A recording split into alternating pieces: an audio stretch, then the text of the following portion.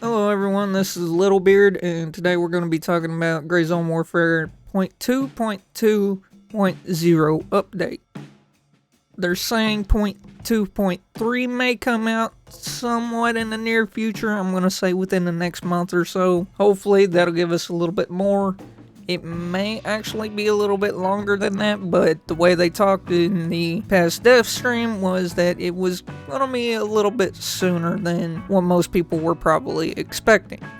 So I'm going to cover a lot of this update, but I'm also not going to be showing everything or talking about everything. So in the description, I will have the link to the official patch notes. So starting off with our important adjustments and additions, option to select input device. This has been a problem with a lot of people, especially people playing on laptops or having to constantly go in and switch settings. Most games that don't have this feature usually have some sort of audio issues with microphones in-game, so not surprising this was an issue. Adjusted the NPC respawn time in Fort Nerith, Midnight Sapphire, and Tiger Bay from 30 to 45 minutes. So depending on if you're rolling solo, you might spend the full 45 minutes just trying to clear out an area, especially if you're taking it slow and more tactical, so I see this as a good change myself. However, if you're hunting bosses, it might be more of an issue because you're going to have to wait even longer for them to respawn. So next up, we have reworked reconnection handling to allow a more reliable reconnect to the correct server. A lot of times if you DC'd or your game crashed, sometimes you would have problems getting back in the same server you were in, and if you were trying to hunt down your body, that could cause some issue. So the first thing in major bug fixes is we have multiple client and server crashes. Hopefully this will stop a lot of the crashes. I know I've had an entire server crash on me. Mostly though, it's usually been client crashes for me, but when a server crashes, you can usually tell it right before it happens. So if you've been experiencing a lot of client or server crashes, hopefully that is fixed. Fixed an issue where the task Seeker of Change couldn't be finished if the player lost the collected sample. So if you were having issues with this task, hopefully it is fixed for you in particular. If not, please submit another bug report. Next up, AI suddenly appearing in front of the player. I have had this happen on numerous occasions. Definitely not a fun experience for a player. Definitely immersion breaking. Hopefully that is fixed and stays fixed. Fixed an issue where the helmet would disappear if it was swapped with a hat that was placed in a pocket. So this one is a little bit weirdly worded. However, it sounds like the helmet itself would, like, say, dragging a hat from your pocket up to your head, it would try and switch it. Helmet won't fit in a pocket. Hopefully nobody really experienced that one. Hopefully that was more of a minor bug that people were experiencing. I don't know many people who were wearing hats. Fixed a bug that caused radiation to build up even after leaving the affected area. The main location that I had this happen to me has been in Fort Nerith ICU room. So next up we have keybind issue that prevented players from using a single keybind with all available options. Press, hold, and double tap. So when I'm reading from this, I would assume if you set it as hold, you couldn't rebind that under another option as press or double tap. So this should open up keybinds for a lot of people, especially if you were having that issue. Fixed an issue allowing players to sprint indefinitely while crouching. That's not a bug, that's a feature. I just wish I would have experienced it. But if you did have that bug, I don't know why you would complain about it. So this one is a major issue that I had happen to me on multiple occasions. However, I had it happen in joint operations, and it was a very weird bug for me. So fixed an issue that prevented players from looting their gear due to items being used by another player. So the issue I had in particular is I could loot my backpack, but I couldn't move, or my rig, and I couldn't move anything in or out of my rigs or backpack. Like, I could not move those items. I couldn't do anything with them. And I usually had to close the game and reopen it to fix it. So hopefully that is fixed, because I did have that multiple times in one day and it got really frustrating. Fixed an issue where the helicopter marker and arrival time disappeared from the map, compass, and minimap. So I've had this happen once. I spent probably 15 minutes trying to get on a flight, and then I finally was just like, nope, I'm gonna close, reopen the game. If you were having that issue more frequently than me, hopefully that is fixed for you as well. Fix flickering of light fixtures during movement at night. From my understanding of it, it was like flies flying around the lights itself, and it would just cut out the source of the light. I don't know if that's what they're referring to, but if you were experiencing that like I was, then hopefully that is fixed and it'll be less straining on your eyes. Fix possible duplication exploit when reconnecting after a crash. That one I can confirm was reported by a developer themselves because they experienced it on a stream. So, even if you didn't submit a bug report, that one I do know was submitted by a dev. Fixed an issue causing unintended game mode change from joint operations to warfare when joining squads. So, I did have this happen once to me. I was joining on a friend and I thought they were in joint operations because that's what I was in before. They tried joining on me, they couldn't join on me, so I quit to the main menu, joined on them, and yeah, they straight up questioned me. It's like, why are you pathing like that? And it's like, there's AIs and that's it, right? No. My client said join operations for me in my menus, but we were actually in warfare. And I'm glad my teammate called that out to me first. Fix an issue causing AI NPCs to get stuck in stairs in the town hall. So if you were doing some of the early quests or tasks, then hopefully you don't encounter this anymore. Fix an issue that caused players to get stuck in the air during a helicopter ride and resulted in the player getting stuck in the seated position after landing. So I have gotten stuck in the seated position after landing, and I have seen people get stuck in the air. So hopefully that stays fixed. Seems like one of those ones that'll probably come back in the future, but hopefully it doesn't. Next up, this section is listed under other fixes. So the one we're going to start with is AI and NPC fixes.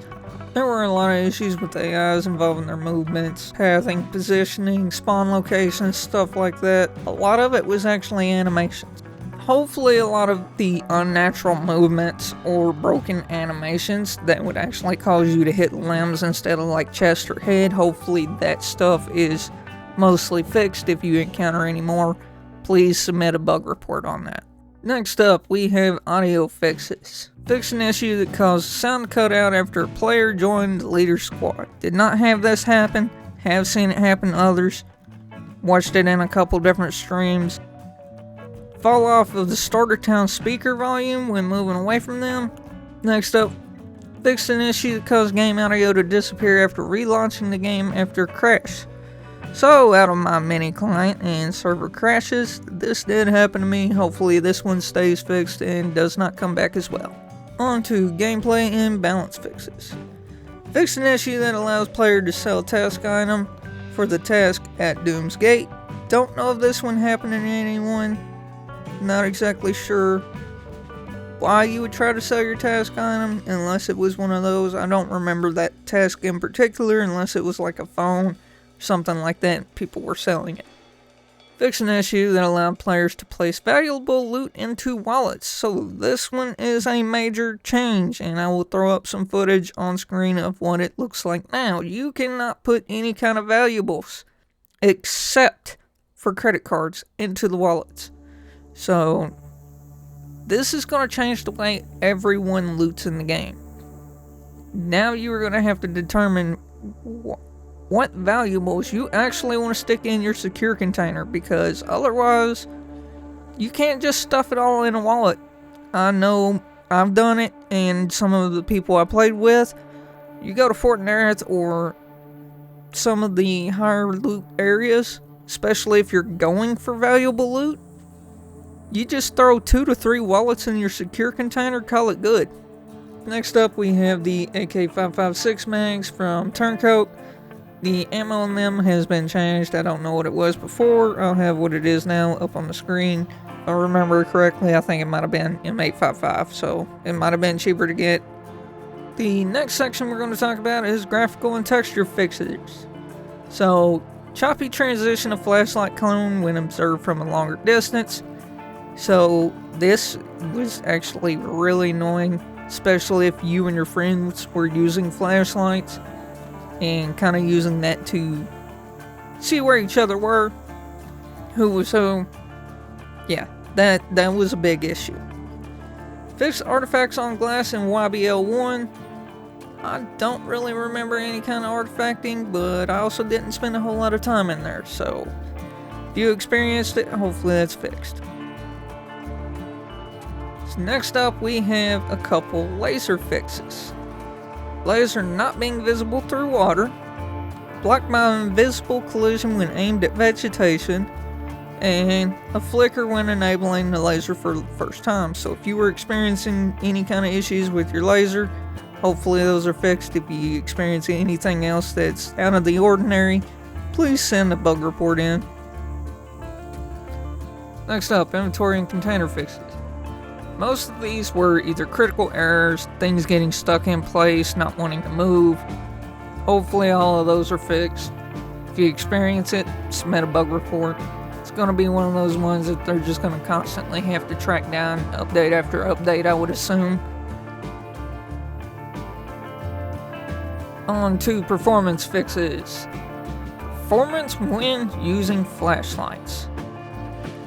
This is a major change. They did say in their dev stream that I believe they got it to a less than 5% performance decrease.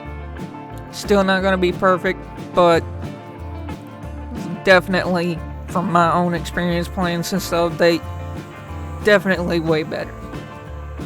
In certain areas of the map, it was causing like a 10 to 15 FPS decrease for me without frame gen on, so hopefully, if you were running on a lower end system, this should help. Improved performance when the house screen is open. So this one I didn't experience as much. I did have a couple issues specifically around Fort Narth. I have not checked this one since I got back into playing the game. So check it out yourself. Hopefully it is better. There are a couple test fixes. I'm just going to throw them up on screen. I don't really want to talk about them too much. Hopefully if you had them, hopefully they're all fixed. Weapon and attachment fixes, the one that I want to focus on. There are a few more, however, I don't think they'll pertain to most people. The one I want to focus on is using large scopes and canting. That has been fixed so that the animation itself will not block the laser dot. Alright, last up we have some fixes that are just kind of randomly in there, not exactly in any kind of category.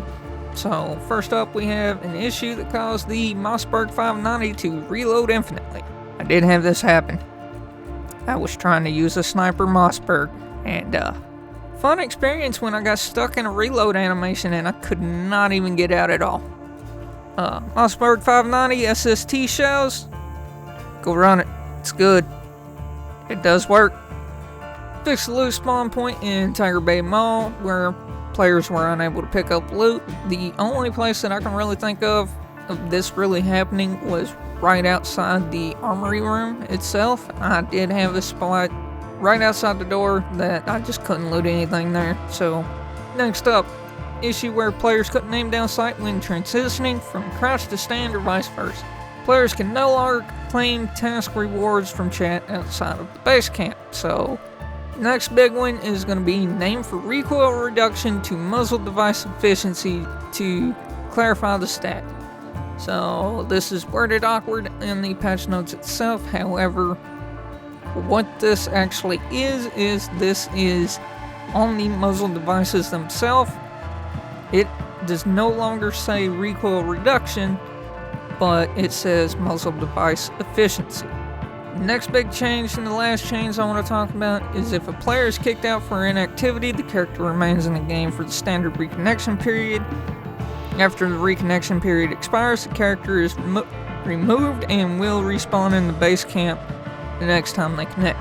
The way this is worded now makes it seem as if you'll respawn exactly where you were until the reconnection period has ended.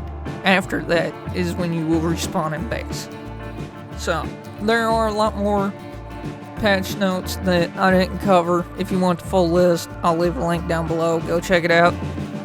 Hopefully we get 0.2.3 coming up, and that's supposed to have a lot more fixes. So until the next video, I will see you all then.